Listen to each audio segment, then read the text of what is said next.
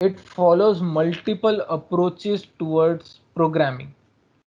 Now, if some of you knows Java, you will know Java is an object-oriented language. Okay. Now, Python is multi-paradigm. So basically, what it means is it supports the structural way of writing code like the normal C, as well as it supports the object-oriented approach of programming as well.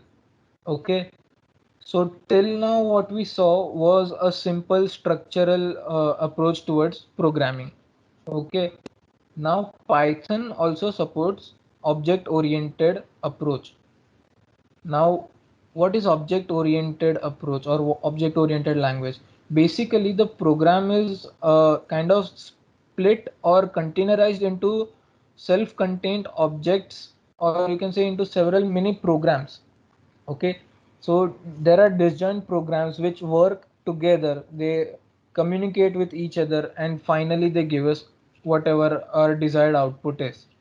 Okay, so let us try to understand what objects are. For that, first of all, we need to understand class. Okay, so class is basically a skeleton for object, you can say. So basically, let's say I own a bakery and I want to bake cakes, right? So for baking cakes, I use the baking tin, basically a plate, which gives the shape to my cake, right? So the baking tin acts like a class. It gives a shape to my cake, right? It acts as a skeleton. And my cake is an object.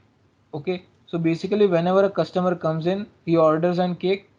I put the batter inside my cake tin and I get the class out. Okay. So, sorry, the object. So basically, another analogy is, let's say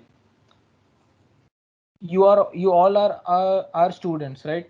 And students have some common things like the roll number, a division, the course you are in, right? So these properties can be clubbed together and we create an object student, right? And the class is basically the skeleton, or you can say the way of writing an object. Okay, so basically we define class student. It will contain the various properties that a student must hold. So the class student will have roll number, then it will have division, the courses he goes in. Okay, and the object is basically, let's say there is a Rahul, a person Rahul who is a student. Okay, so he will have some specifics like he is in fifth standard or his roll number is 97 something. So basically this is the relation between a class and an object. Okay, but first of all, why do we need an object oriented approach? Okay, so basically, object-oriented approach allows us a real-world approach towards programming. Okay. So basically, I gave you an example of students, right? Similarly, there will be a class and objects of teachers.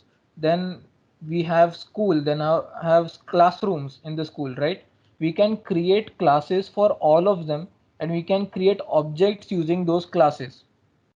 So basically we can create a whole ecosystem for, let's say if I am running a school, I can create a ecosystem for school and I can write various relations like a teacher teaches a student.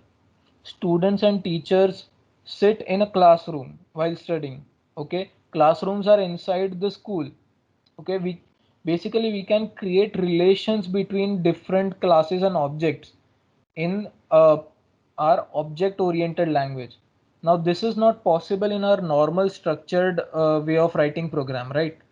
So basically this gives us a better clarity of programming. This helps us in writing our codes and generalizing the code. Okay, so basically I don't need to write the same, let's say, function multiple times. What I can do is I can simply write a function for class and all of the objects will simply access that method. Okay, so this is a small gist of object-oriented programming.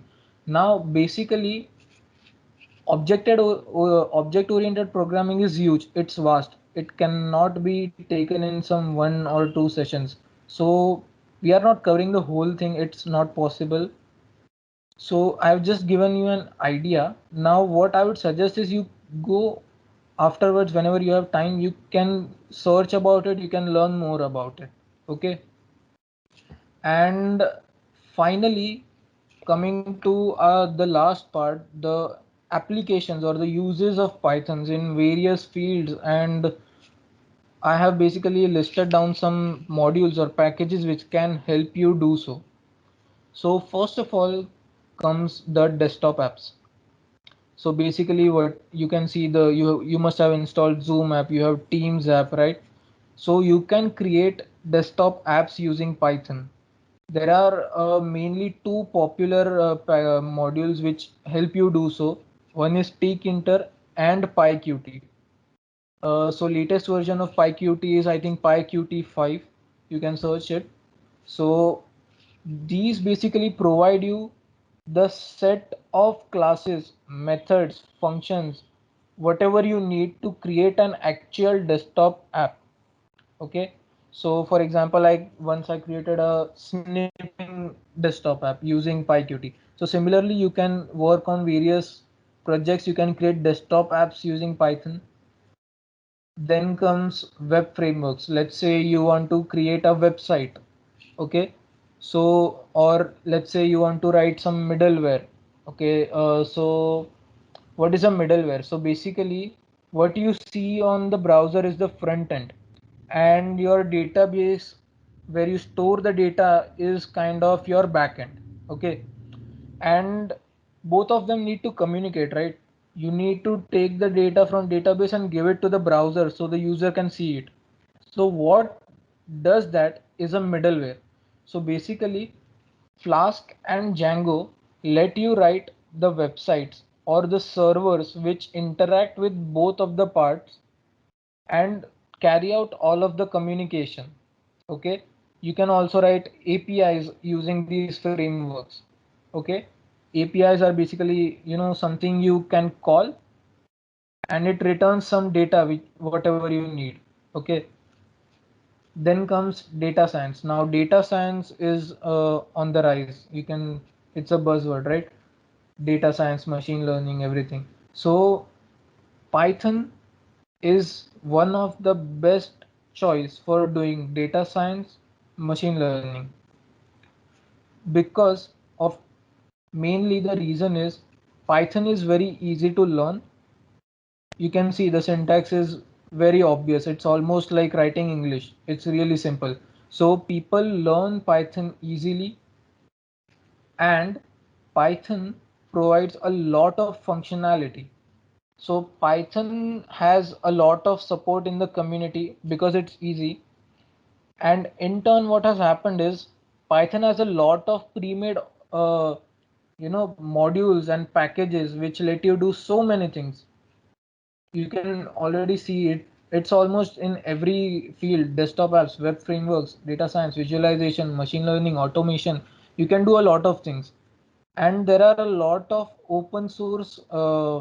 you know, open source programmers which are contributing to Python, creating more and more for the usage of normal people, right? So basically, NumPy, which we talked about in our one of our sessions, and there is another thing, pandas. These two give you a convenient data structure, you can say, in one way, which is fast. It's really fast. It can handle a lot of data, and it gives you a lot of statistical functions which you might need while doing data science. Okay. It gives you a lot of algebraic functions which you might need. Then comes visualization. Okay. Be it data science or machine learning, you are going to need visualization. You need to visualize the data to get better understanding of what is going on, what the data has, and what might be the discrepancy. Or if you want to draw some conclusion, you need to visualize the data, right? So Python has a lot of packages for that. But two popular ones are Matplotlib and Plotly. Okay.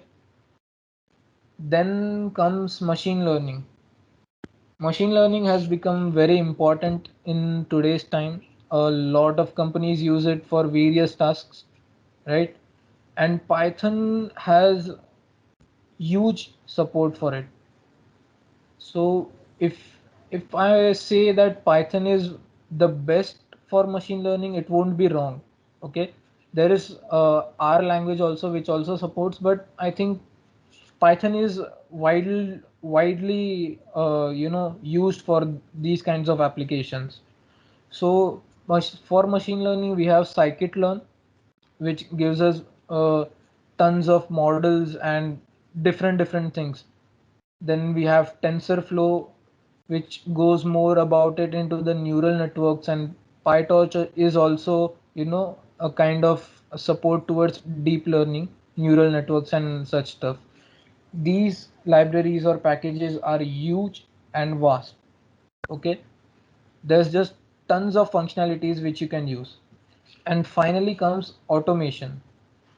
So automation is basically, it can be used in various things from testing. Let's say you have an application and you want to test it. So you can write scripts in Python, which will test your application and tell you if it is working in the expected way or not. Okay. Another thing is, let's say companies might want to automate some trivial tasks like some copy pasting things from one directory to another directory, moving some things. Let's say you want to make some requests and get some data, fetch some data. Okay, so for all this automation can be used.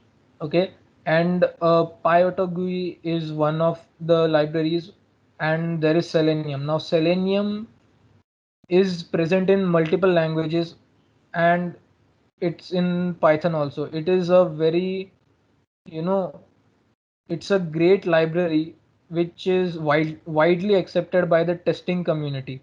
Okay, so most of the testers use Selenium for it, along with some different kinds of things which they might need from on the basis of case. Okay, so these are okay. Along with this, these are not the only applications. These are just some of the applications where you can use Python. You can use it in data scraping as well. So what is data scraping? Basically, let's say you want some data about, let's say, Amazon. Okay, so basically you can write scripts in Python which will go to your Amazon site. You can then use some pattern matching like we did in regex, or you can some there are many ways of doing this. You can get the data what you want, and then you can store it in your database, or you can do carry out whatever task you wanted to do using the same data. Okay, so this is it. Then you can create spider webs, basically, so programs that index various websites.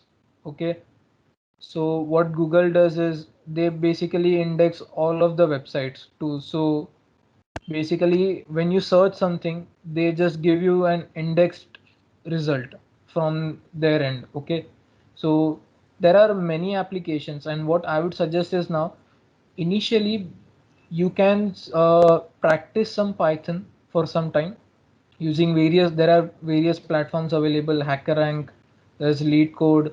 I think in previous sessions we even mentioned that.